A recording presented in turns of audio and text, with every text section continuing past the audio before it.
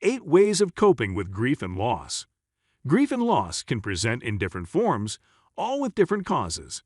The causes can range from the death of a loved one or the end of a serious relationship.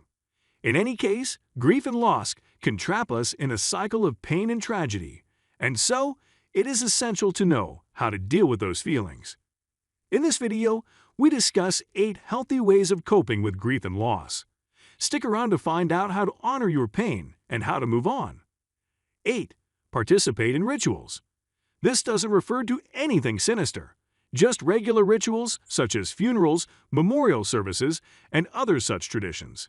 Even in cases that don't involve a person's death, you can come up with your own rituals.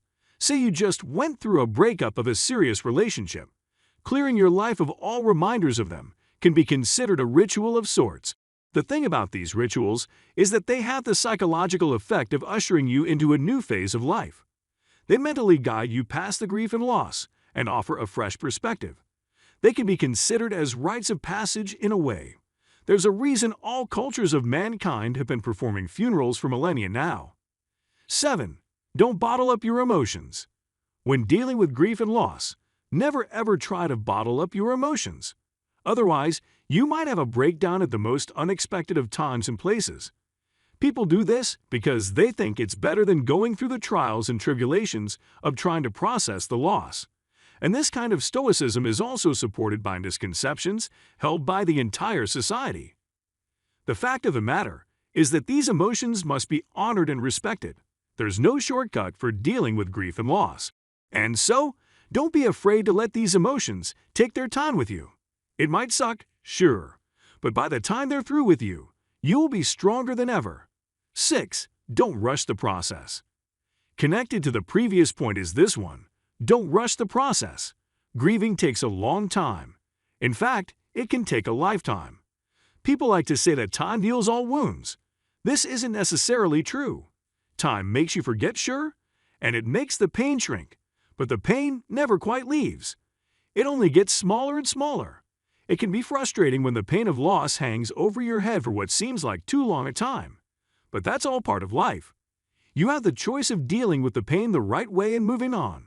Or you can try to rush the process only to cause more problems for yourself later down the line. 5. Join a support group. A lot of us have trouble envisaging ourselves as support group people.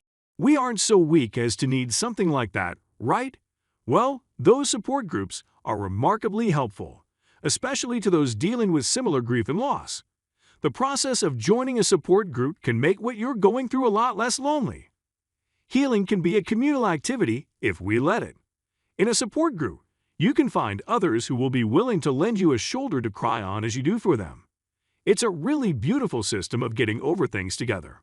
If you think you're above it, you might end up joining another support group for more serious problems later down the line. 4. Look at the bigger picture. This piece of advice might sound a bit strange. After all, what possible bigger picture could there be to your grief and loss? Well, believe it or not, this is a period during which most people are at their most vulnerable. And looking at the bigger picture can help them from falling prey to some rather nefarious parties who are simply looking to take advantage of that pain and loneliness. Looking at the bigger picture can mean different things, but it all comes down to gaining perspective. Personal losses can feel so devastating, and this pain is justified.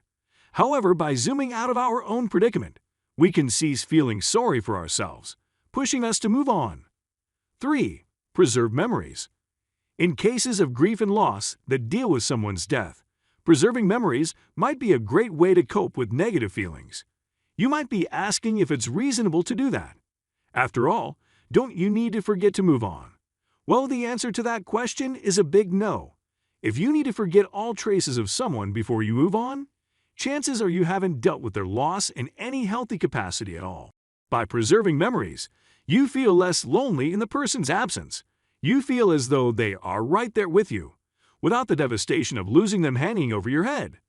Don't give in to the impulse to forget them. You can accept their loss and still keep them close to you. You can do this with keepsakes or photographs. 2. Seek closure from loved ones. This is similar to joining a support group, just in a more personal way. Support groups are easier since they are so impersonal. However, although this might be harder, it will lead to stronger relief. Everybody who was close to whoever you lost is going through the same pain. And so, by grieving collectively, you could both find a way to move on. It might even bring the two of you together. That can be a good thing to have emerged out of the loss. 1. Seek professional help. Finally, when coping with grief and loss, it might be best to seek professional help.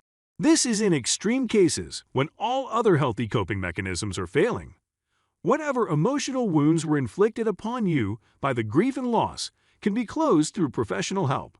It might not be easy, but it will definitely be worth it. Coming to the end of this video, we hope you've learned some key ways of coping with grief and loss. Grief and loss are almost inevitable in this life, and so, by learning healthy ways to deal with them, you will be doing yourself a huge favor. To learn more, please check out other videos on this channel. We have a large catalog of videos that you can use to broaden your understanding of these concepts. Well, that's all for today. I hope you enjoyed the video. Until next time, have a good day. Catch you later.